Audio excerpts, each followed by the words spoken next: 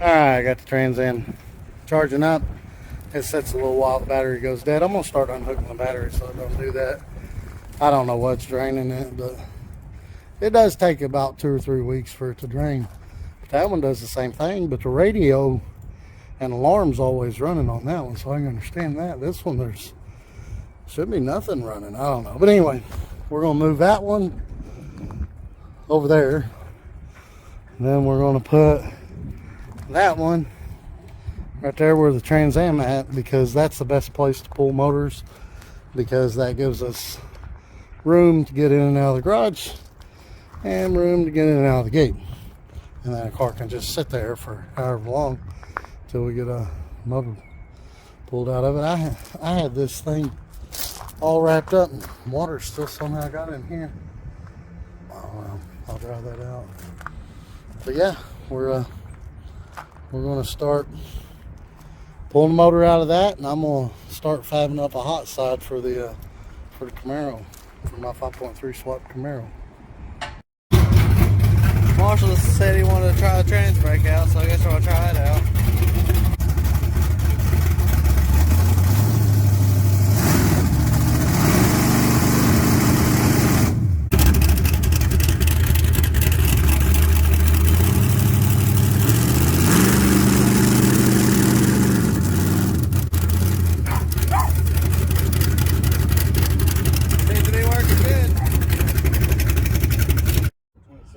That's why the battery keeps doing good. There's a clock. Wow. I bet that's it. So we got the Gen 4 here and the Gen 3 over there, but we're not going to use that block. I told Brandon to put Vaseline in them cylinders. I think it's right. But I'm going to take it apart and try to hone it out and see if it's okay or not. Alright, so we're taking the Gen 4 apart. And these bearings, they look really good.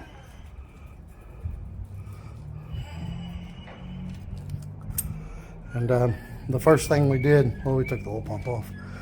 And then the first thing we did was we went through and we marked all the caps from the front of the motor back. 1, 2, 3, 4, 5, 6, 7, 8.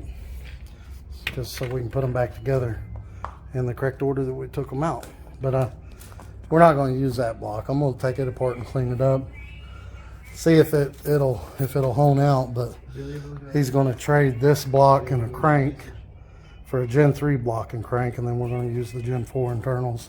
That just makes things a lot easier for us, because this one has a 58 reluctor on it. It's got the cam gear, the cam sensor in the front, and then we'll have to get a DOD plate. And then we can just run his cam gear.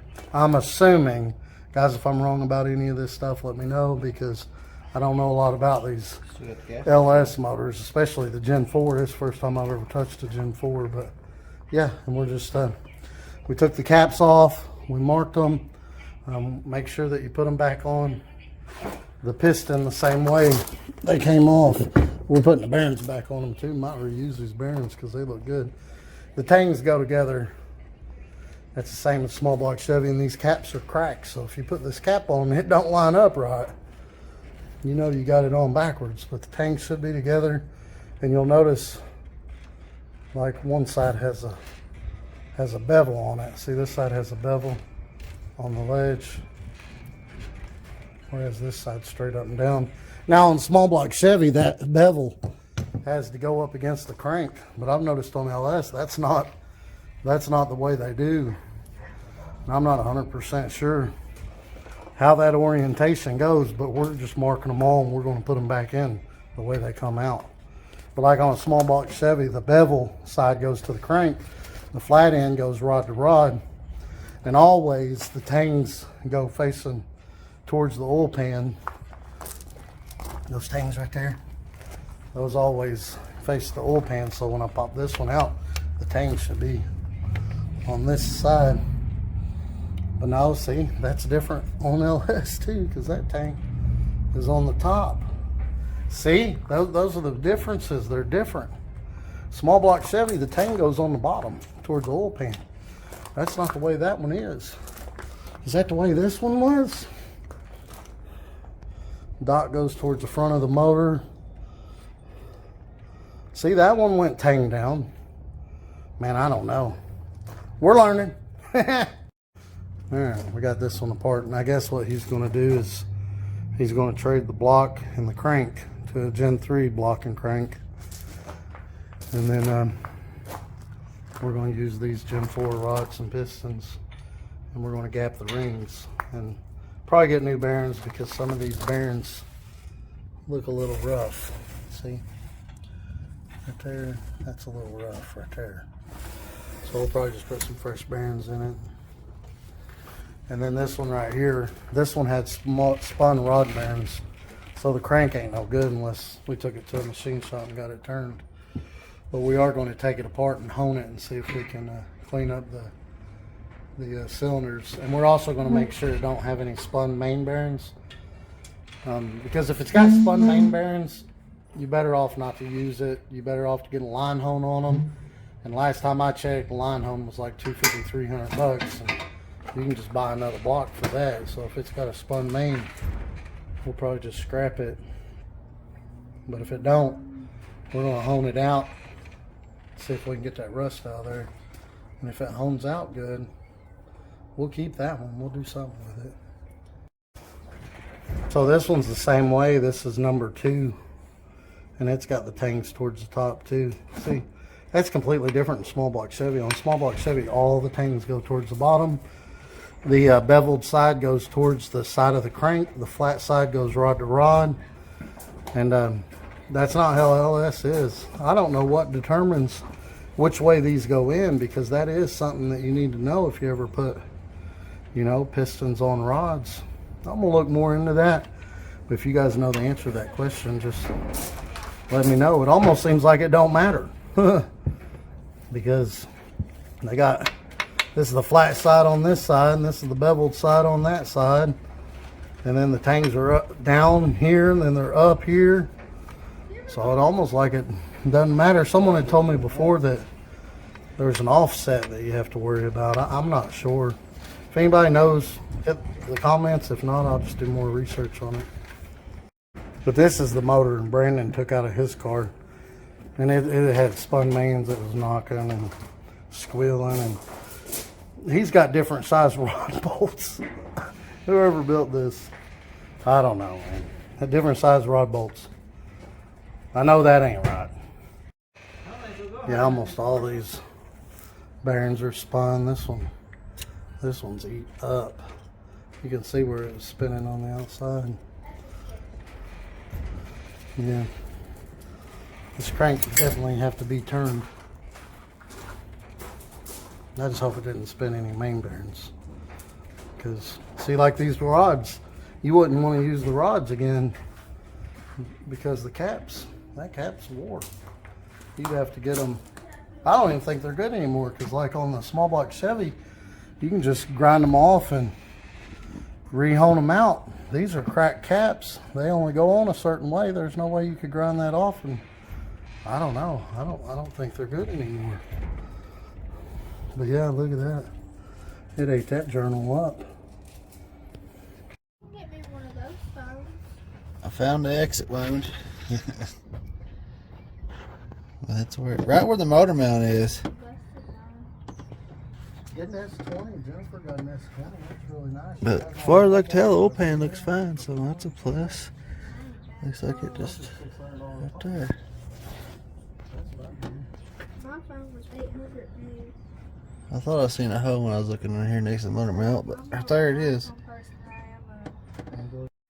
Austin's over there working on getting his out, and I'm working on taking this Gen 3 apart.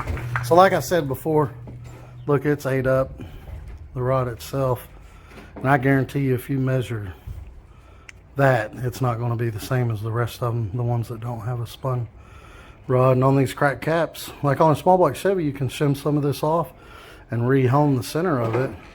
I'm not so sure you can do that on these because they're cracked caps. If you guys know more about that than I do, hit the comments. Yeah, for bearing in this thing spun. Look at that. That's where they go together at. Just hope the mains ain't spun. But yeah, I'm halfway through and there's already 3 spun bearings. 3 of them. I can't even hardly get that off. Look at that. That is trashed. And the crank, it's trashed. Like I said, it makes a little noise, but I don't think nothing's wrong with it. Alright, I took out the 5 bolts that go in the side there, all the way across through there, and 5 on this side and the sides. And then I took out the 15mm bolts, and then I took out these 2 10mm bolts. And this takes some wiggling to get this off. I just usually leave the bolts in there and rock it back and forth, and then try to pinch these together and pull. And ta-da! And that bearing don't look very good either, but it's not spun, so that's the key thing. As long as it ain't spun. That definitely is not spun. It's still in the saddle. So we'll go ahead and put that one back in, and we'll look through all of them. If none of them are spun, I'm gonna leave the crank in it, and I'm just gonna turn it over to where the journals are up here, and I'm gonna hone out the cylinders because this crank's shot on the rods. Plus it rusted a little bit there, but I think these are shot. I know the rods are shot. Just about every one of those are spun. I wouldn't use those, but usually you can turn this over by hand when you get the pistons and rods out, and see, like this one, and this one you cannot. So that's not a good sign. So I think one of these were spun. Well, this one wasn't spun. You can still see it's in the saddle where it should be. And you can see the back of the bearing. It did not spin. But look, it got so hot it melted it. This thing was starving for oil. Had to be. Look at there, it melted the bearing. I like to never got it off the... Yeah, this, I don't think this crank is savable. Might be able to turn it, I don't know, but as long as the main bearings ain't spun and could have hurt the saddle, that's what I'm worried about.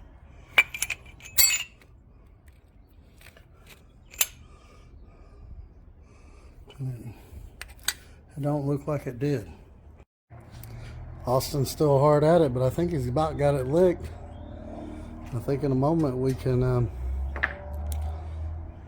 lower it down and put the front and the transmission on the dollies and take the front wheels off and start doing the K-member bolts and lift the body off the motor. But I've made a video on doing that 2 or 3 times, so I'm not really going to do that again. But I had to take this plate off because it covers the rear main to get that one off. And I did take them out, take that out, and it doesn't have any spun mains. This crank can probably be turned. I'm not sure, man. It melted some of the bearings, like I showed y'all before. It melted some of the bearings, and the crank is ate up. Plus, one of these crank holes, I found a piece of something stuck down in there. I'm not sure if it was that one. Let's see if we can spin it around and find it. Or it was this one. But I tried to dig it out of there, and I just pushed it farther down in there. It was one of these.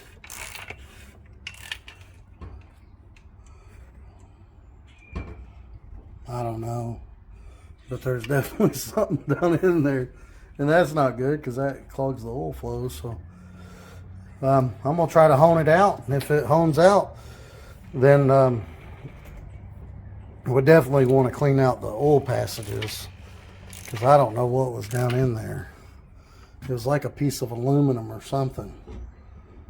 And I pushed it down in there further, so I don't even know where it went now. Could be just chilling out inside there. But that's not good. That'll clog up the oil flow. But I mean, we can get the crank cleaned out and maybe turned two. I don't know. I think it's junk. I think the rods are junk. The pistons are still usable. But I think the block's still good. I think I can hone it out, and I'm going to try to hone it out here in a minute. What do you want? $1 million. If I want everybody watching the video to subscribe. All right, we got her out and in the garage, turbo and all. We got the Gen 4 loaded up. He gonna trade that in on an iron block and a crank.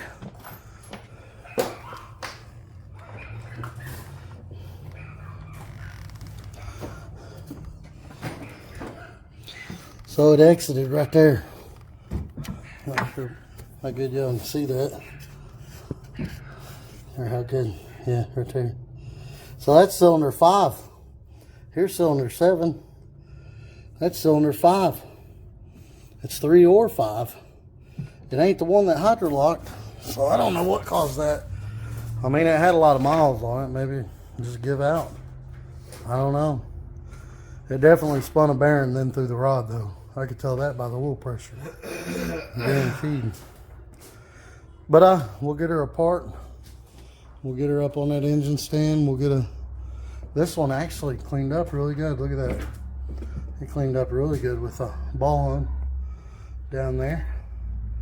I'm gonna Vaseline these cylinders. I ain't even gonna worry about the crank.